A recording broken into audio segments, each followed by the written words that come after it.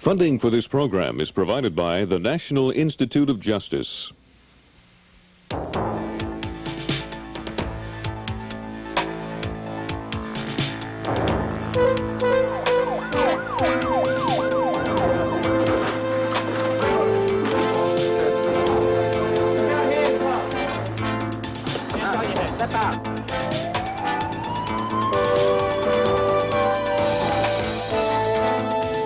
Penitentiary function in 19 years in Texas Department of Corrections.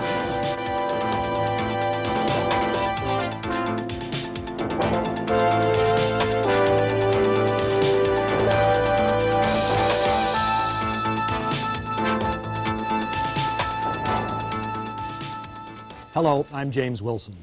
There are about 500,000 persons in prison, but about 3 times that number on probation. Over 1/3 of the adults on probation, some 500,000 in all, are being supervised in the community even though they were convicted of a felony.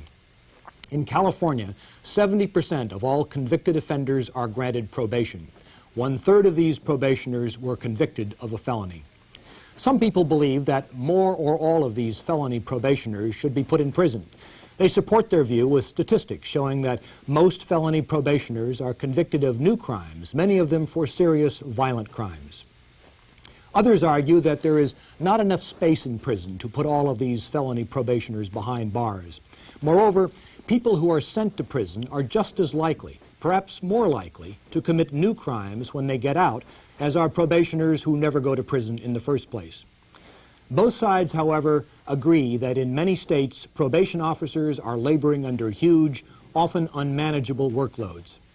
In California, the number of people on probation has risen dramatically, while the number of probation officers and the money spent on probation has fallen.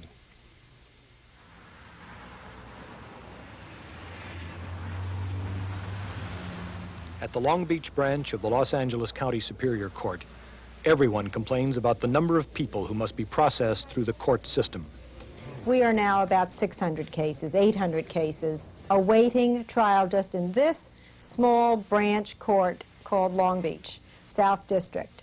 The Honorable Sheila Pokras, supervising judge for the Long Beach branch of Los Angeles County Superior Court, explains her criteria for deciding between prison and probation. If the person has a long record of drug abuse, is older, 25 and up, if the person has been to prison before, if they've been to prison before, it's an automatic state prison. If they have not been to state prison before, other factors are considered, and if it's really due to a drug habit and it is a burglary, I will probably refer them to the CRC program that we have in the state, if they wish to go, and that's for cure of their habit. If they do not wish to go, then of course it's straight state prison. Our penal institutions are bulging at the seams, and not everybody belongs in state prison. Carol Coley has worked in the Los Angeles County Probation Department since 1959. She is currently a special assistant to the deputy director. We supervise 64,000 adults on probation and 16,000 juveniles, for a grand total of over 80,000 people are on probation in this county, supervised by our deputized staff.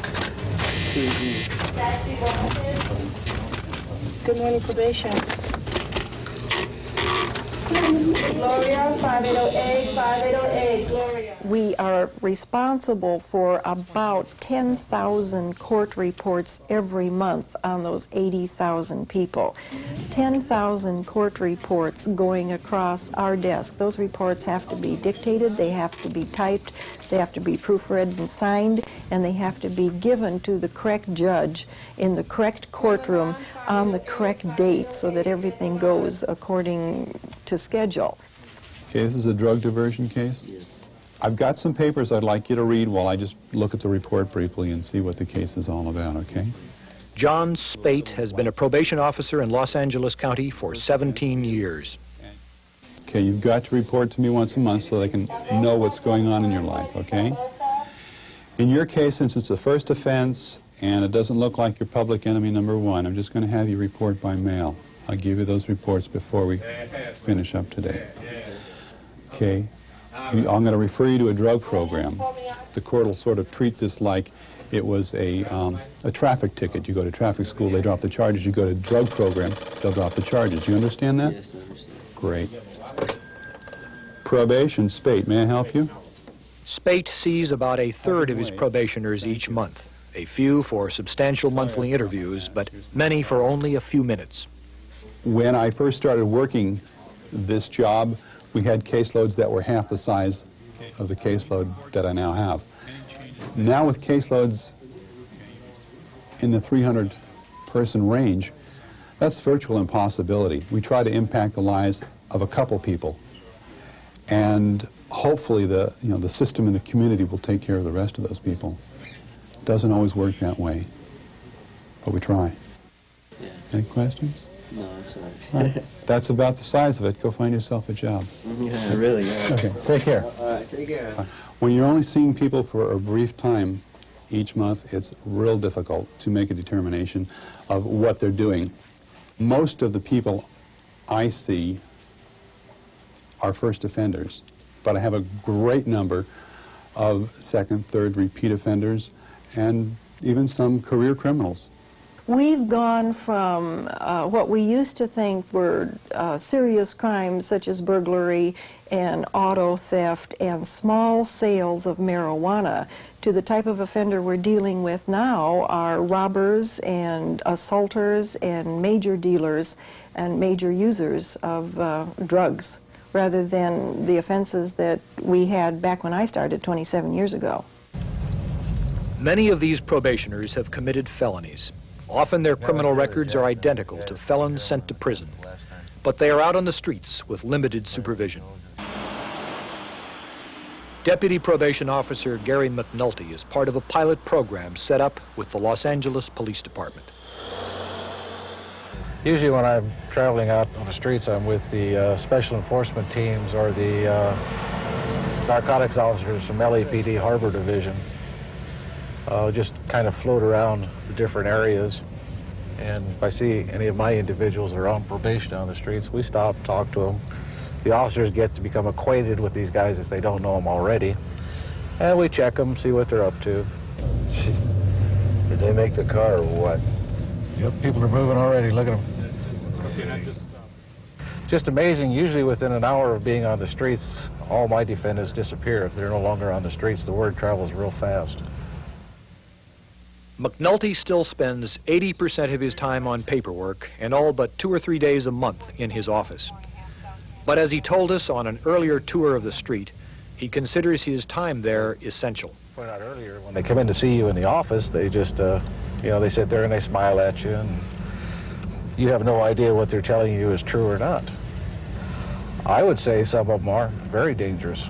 A lot of individuals that I've dealt with have the capability of really seriously hurting someone. Here to discuss these matters are Joan Petersilia, senior researcher at the RAND Corporation in Santa Monica, California, Reuben Greenberg, chief of police in Charleston, South Carolina, and Malcolm McDonald, administrator of the Texas Adult Probation Commission and president of the American Probation and Parole Association. Mrs. Petersilia, you did a study in California of the behavior of people who get on probation despite having committed felonies. 1/3 of these felons get probation. Why is that? Well, I think in California we have two reasons. One is that the situation with the prisons has become so burdensome that courts are having to place persons they would not normally place on probation caseloads. Secondly, probation is trying to become more acceptable to the public. So they are taking a more active stance and doing intensive probation supervision programs and selling themselves to the judiciary. How do judges decide if I've committed a felony, whether I get probation or I go to prison? Well, our results show that in California and in most major states throughout the nation, that career criminality, that repetitive offender, basically is the person that is now going to prison. There's simply no room at the inn for anybody who does not have a repeat record of criminal behavior. That is by far the most important factor deciding whether or not you go to prison or are allowed to remain in the community. Are the judges making mistakes in sending persons who could have gone to prison on probation, or should they, in your view, simply try to put them in prison anyway? Well, I don't think that's a realistic possibility. In all but 6 states around the nation, the prisons are under court order to either reduce commitments or build new prisons, and the taxpayers are reluctant to provide new funds. So it's not a possibility of simply sending more people to prisons when the prisons are overcrowded. What they've got to do is provide an alternative in the community that's less expensive but also is punitive.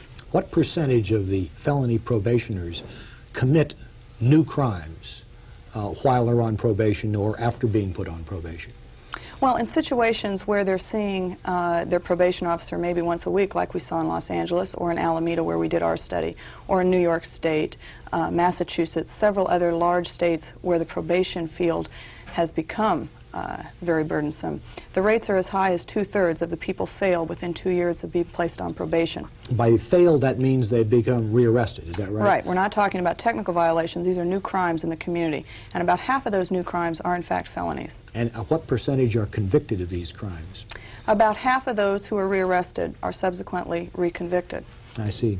How do felons do if they go to prison? Suppose we have 2 groups of people who have committed the same crime. One group goes to probation, one group comes to prison. They both get back out on the street. Is there any difference in the rate at which they commit new crimes? I think that's a critical question when we're looking at the subject of probation. What are the alternatives? The alternative for a felon is to send him to state prison. And we've spent a lot of time at RAND discussing the possibilities of what happens when these people come out of prison. And it looks like they do much worse. People that are sentenced to prison lose job opportunities, lose family contacts. You have saved the crimes in the community, and so you've gotten something. But for long-term prospects, you've also lost the possibility to allow that member. If a felon goes to prison, how long on the average will that felon spend in prison in a state like California? Across the nation, the figure is about 22 months if you're convicted of a felon. So that if we save ourselves crime, we're only saving ourselves crime for something less than 2 years before they're back on the street. That's right. Now, one way to interpret what you've just said, that ex-prisoners do worse than probationers, is that the judges are doing a pretty good job of deciding who should go to prison as opposed to who should be on probation. The other way of interpreting it is that prison makes matters worse. Which do you think it is? I think there's no way really to tell, and I don't know the answer to that. My personal opinion is that prison does, in fact, both make people worse as well as reduce their legitimate opportunities when they get out of prison, or societal response to them. They have gotten worse, and their situation has gotten worse. I see. Let me ask Malcolm McDonald, in your experience, how have you seen probation respond and change in view of these new challenges, people with felonies on probation? Jim, the change in probation over the past 10 years has been considerable throughout the country. Intensive supervision probation programs have been instituted in my own state of Texas, in Georgia, New Jersey, Illinois. These caseloads are reduced to as low as 25 people with 2 probation officers, daily contacts, financial resources available to address drug and alcohol problems.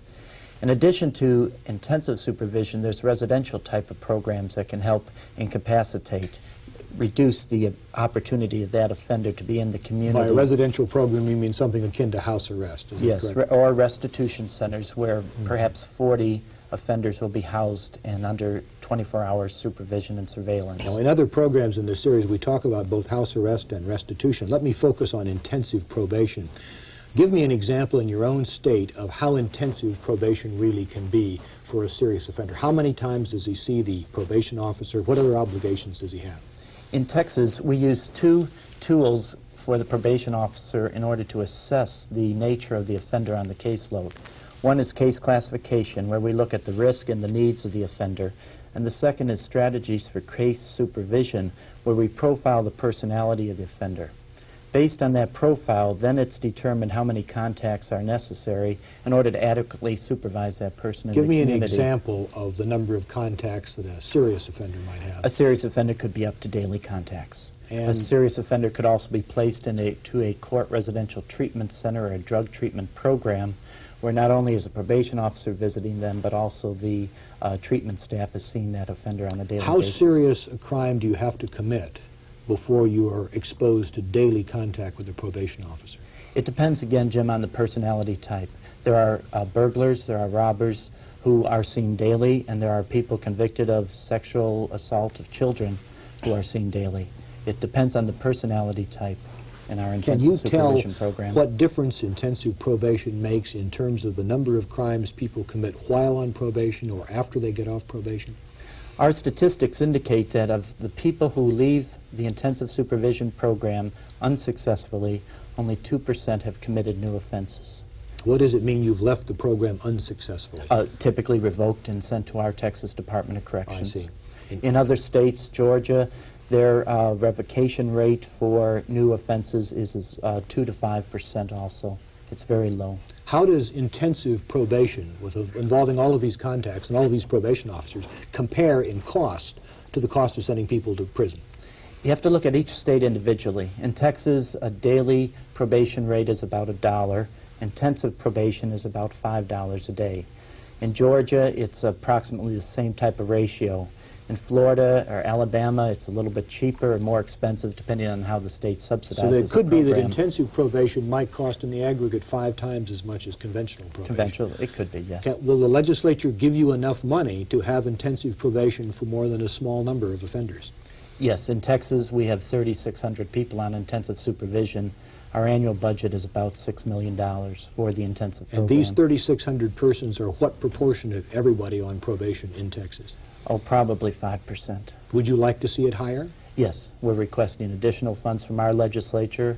Illinois is, New Jersey, state after state is increasing the utilization of intensive supervision. If you had your preferences, would you prefer to see, and the cost were no object, the persons who have committed serious crimes sent to prison as opposed to probation, or do you think that intensive probation is in some sense better for them or the community than prison? Well, all crimes are serious. I certainly feel that way about it. What I wanted to do, though, and probation can do it, is administer supervision in the community when utilizing community resources such as residential programs or treatment centers, also surveillance techniques, electronic monitoring, or surveillance officers. But again, it has to be the personality of the offender matched to the supervision style. Reuben Greenberg, you have been a probation officer in California. You are now chief of police in Charleston, South Carolina.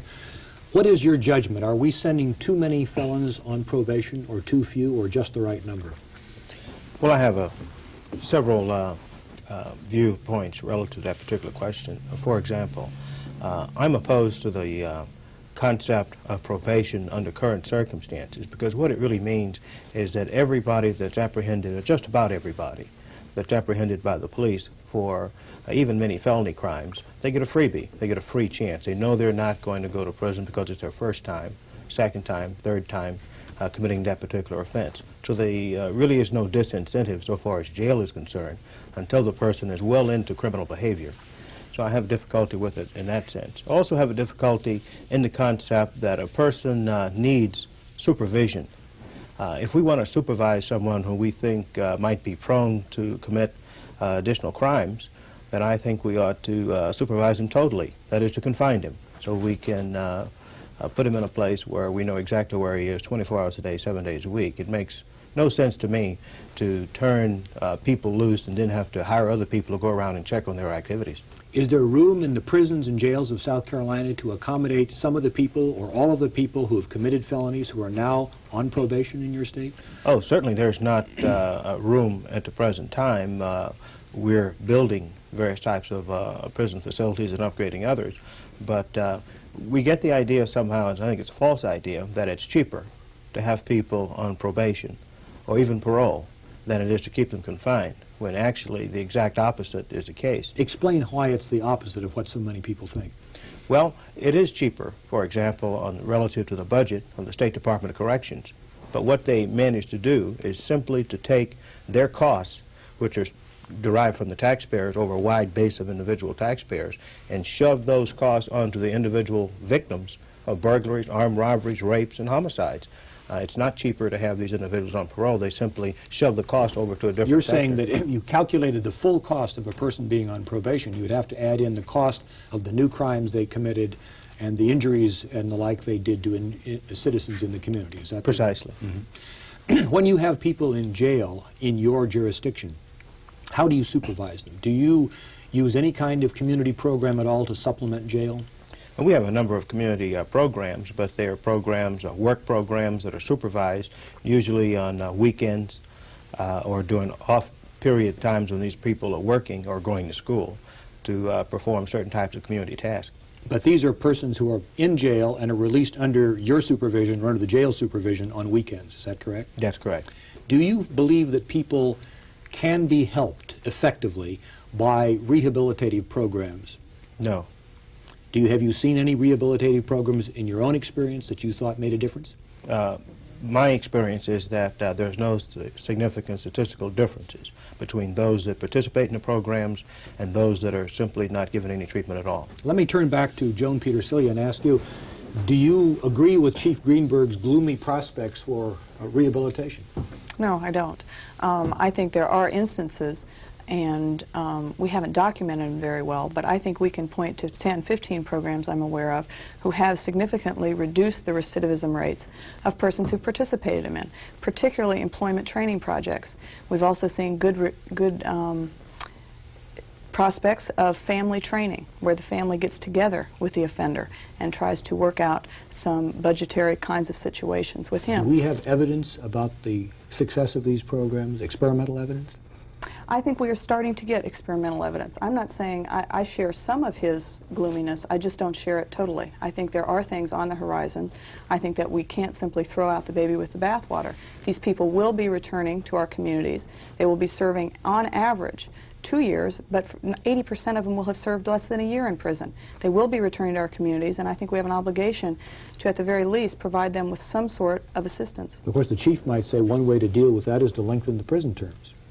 Would you say that? That is possibly one way in some cases. Well, I think what you'd say to that is that every dollar for prison constructions means a dollar taken away for things like education, home welfare. It's not an ever expanding pie. Do you agree with his cost estimates that the cost of probation understates the true cost of probationers because it doesn't take into account the crimes they commit while on probation?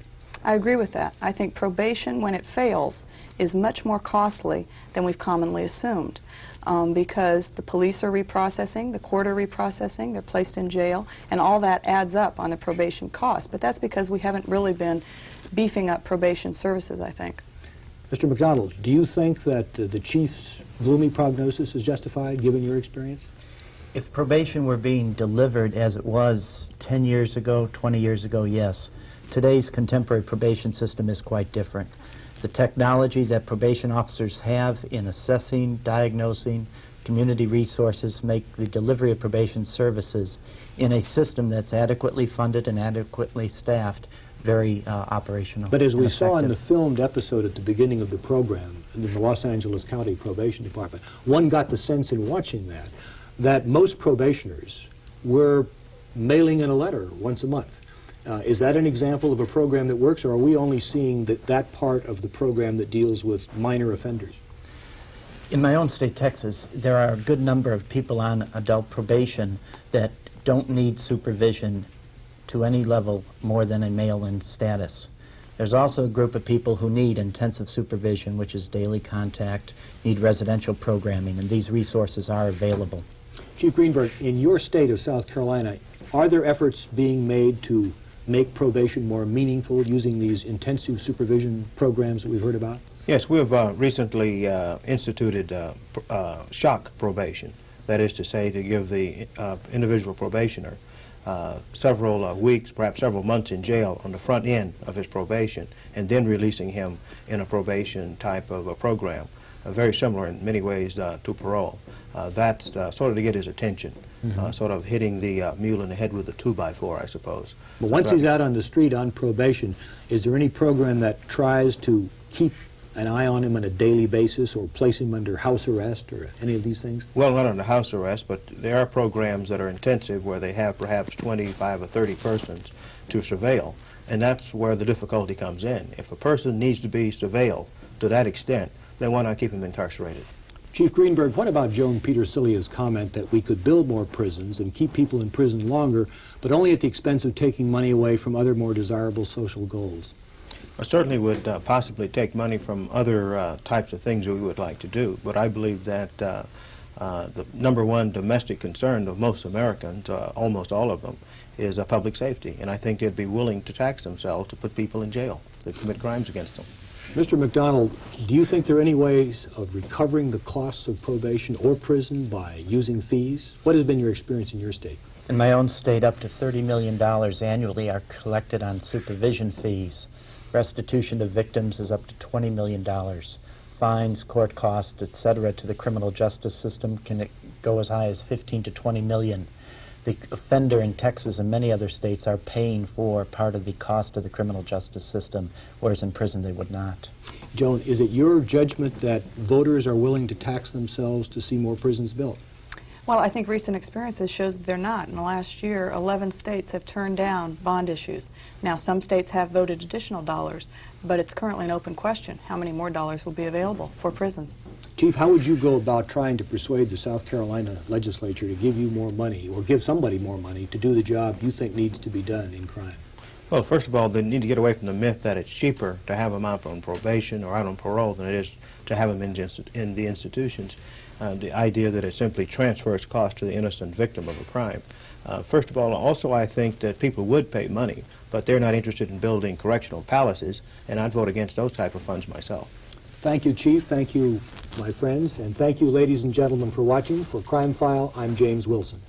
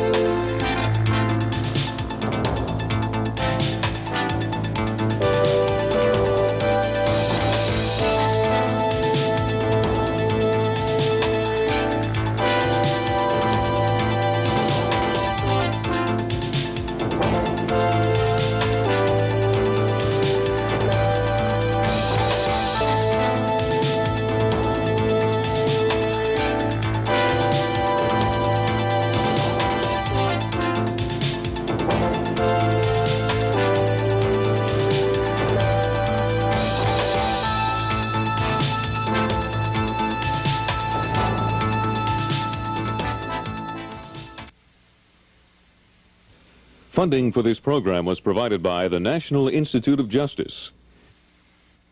This program was produced by the Police Foundation, which is solely responsible for its content.